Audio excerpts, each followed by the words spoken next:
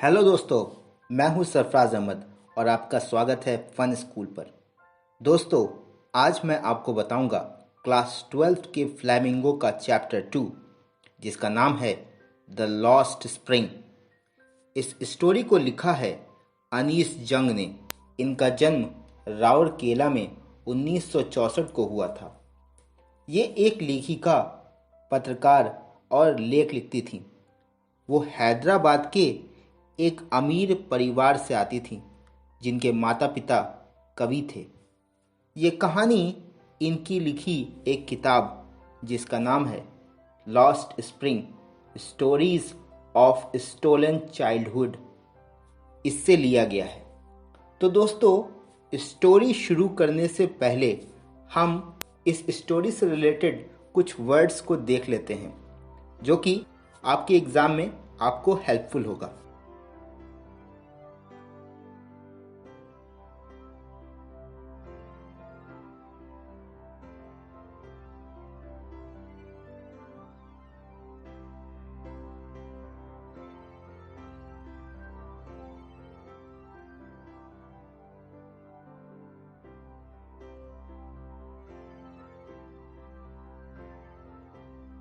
तो दोस्तों, चलिए शुरू करते हैं इस कहानी को। तो इस कहानी में दो बच्चों की बात की जा रही है। ये दो बच्चे जिनके नाम हैं साहिब। साहिब का पूरा नाम है साहिब ए आलम, और दूसरा है मुकेश। साहिब सीमापुरी में रहता है, जो कि दिल्ली में एक जगह है, और मुकेश जो फिरोज़ाबाद में रहता है, और ये उत्तर प्रदेश की एक जगह है। अनीस जंग बताती हैं इस कहानी के ज़रिए कि किस तरह ये दोनों बच्चे गरीबी की वजह से अपने सपने को पूरा नहीं कर पाते। इस कहानी की स्टार्टिंग होती है अनीस जंग की साहिब से मुलाकात से, जो रोज़ सुबह कचरा बीनने आता था। साहिब बांग्लादेश से भाग कर आया था, लेकिन अभी वो अपनी पुरानी यादों को भूल चुका है। साहिब का पूरा नाम है साहिब ए आलम। उसके कुछ दोस्त भी उसके साथ कूड़ा बीनने आया करते थे। उन सभी के पास पहनने को चप्पल नहीं थी, और गरीबी की वजह से वे सभी स्कूल भी नहीं जाया करते थे। रोज सुबह वे अपनी रूटीन से कचरा बीनने आते और फिर चले जाते थे। ये सभी सीमापुरी में रहते थे, जो कि दिल्ली का एक इलाका है। ये सभी 1971 में बांग्लादेश से आए थे। इनके पास तो अपनी नागरिकता प्रूव करने का कोई डॉक्यूमेंट भी नहीं था, लेकिन बाद में इन्होंने अपना राशन कार्ड किसी तरह बनवा लिया ताकि वे राशन ले सके। ये सभी झोपड़ी और कच्चे घरों में रहते थे, और सभी का गरीबी से बुरा हाल था। उस टाइम के दिल्ली सरकार की तरफ से सीमापुरी में कोई डेवलपमेंट नहीं होता था, जिसकी वजह से ये इलाका बहुत गंदा रहता था। यहाँ पानी की व्यवस्था भी नहीं थी।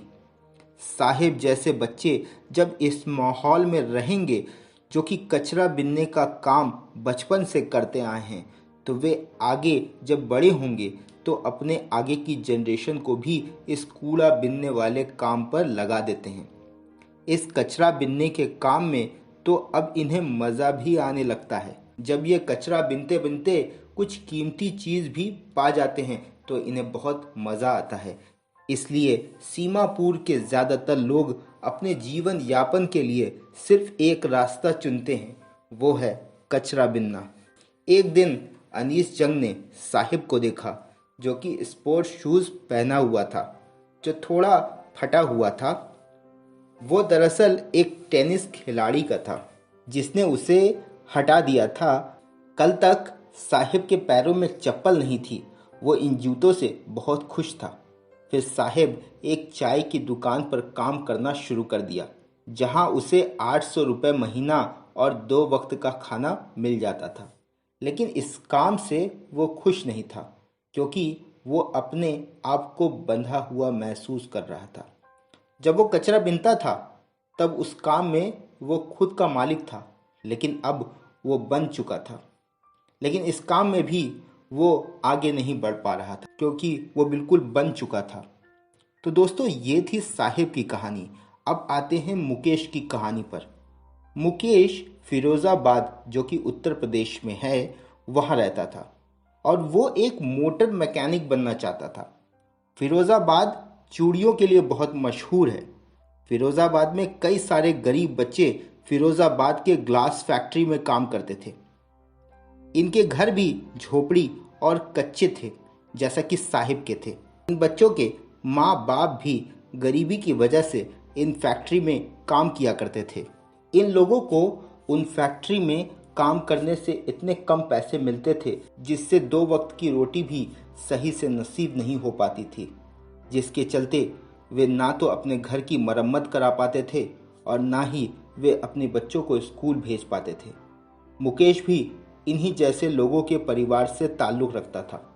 एक दिन उसके दादाजी चूड़ी बनाते समय चूड़ी का एक टुकड़ा आंख में जाने की वजह से अंधे हो गए थे। बावजूद इसके वे सभी इस कारोबार से दूर नहीं हटते हैं। हमारे देश में चूड़ियों का बहुत महत्व है, खास तौर से विवाहित महिलाओं के लिए इसका बहुत ज़्यादा इम्पोर्टेंस है। फिरोज़ाबाद के नौयुवक लोगों ने अब तो दूसरे सपने देखना छोड़ दिया है। उनका सिर्फ एक ही मकसद हो गया है, जो कि है चूड़ियाँ बनाना। ये सभी गरीब लोग जो फैक्ट्री में काम करते हैं, उन्हें उतना पैसा नहीं मिलता जितने के वे हकदार होते हैं और बिचौलिए इनका बहुत शोषण करते हैं। जब इसकी कंप्लेन वो पुलिस से करते हैं तो पुलिस वाले इनकी हेल्प करने के बजाय इन्हें ही तंग करते हैं। ये लोग गरीबी के उस खाई में थे जहाँ से वे बाहर चाह कर भी नहीं निकल पा रहे थे। लेकिन मुकेश इन सबसे अलग था। उसके बहुत सारे ड्रीम्स हैं पूरे करने को। एक बार अनीस जंग मुकेश से मिलती हैं तो पूछती हैं, क्या तुम हवाई जहाज़ उड़ाना चाहोगे? तो उसने कहा, नहीं, मुझे तो अपने शहर फिरोज़ाबाद में चलने वाली कार को चलाना है।